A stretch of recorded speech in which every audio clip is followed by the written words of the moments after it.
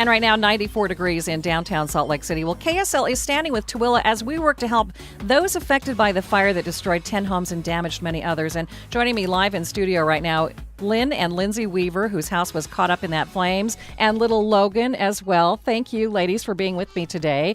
Just first of all, just tell us exactly what happened to you. Were your homes destroyed? Tell us what's happening. Yes, our home was destroyed. We were actually awake. We were lucky. Our neighbor, Jeff Fuel, he smelled the smoke and called 911, and he went. We were lucky because we were actually awake. He went and knocked on doors and actually broke down a couple of the neighbors' doors and woke them up. People would have died if not. I'm glad that you were lucky, but let me say that this is just heartbreaking to hear your story. Were you able to salvage anything from your home? Basically, we got each other out. Basically the clothes on our back, and I went back in foolishly. I ran back in and grabbed some formula, a bottle, shoes for Lindsay, and a couple diapers, and that was it. Lindsay, describe what that was like for you. Oh, it was scary.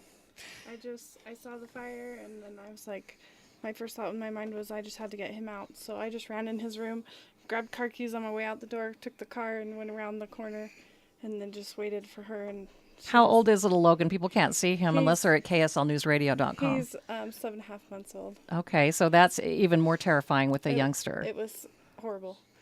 So what about, we're doing a fundraiser today to help out all the families that were affected by this. Tell us a little about the support you've seen from the community, because it seemed like the minute this happened, the community just really ran to your aid. You know what? They have, we actually have, people just came by the motel where we went and said, we saw you and we know that you were here with the baby.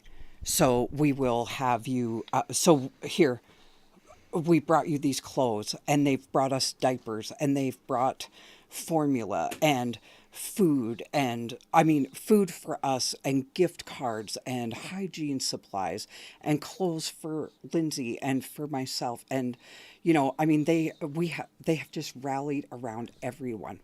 And it just warms my heart how much everyone has just stepped up and come together. This is a devastating thing. You see it on TV and it looks bad, but to actually see it and be there yourself, and to see that that's your home and your neighbors and your friends, it's the whole neighborhood pretty much wiped out for those people who didn't see that fire. And we joked about silly things like our neighbors next door, thank goodness they weren't home. Their house is the one in the middle that's standing. And they have damage, but their house is still standing, and they have chickens. And they were like, oh, our chickens are dead. So they didn't come back till the next afternoon. Their chickens were all alive. It's a miracle. And they had eggs. And we joked, well, did they lay hard-boiled eggs? We're really, right. We're trying you have to make light of we're what trying you to can, have right? a positive attitude and to just keep things upbeat, because, we are so lucky that nobody died. Nobody was hurt. And that in itself is a miracle. And, I know I said about Jeff, and you know what? People would have died. We're so grateful that you are here to tell your story today. And this is a heartbreaking story.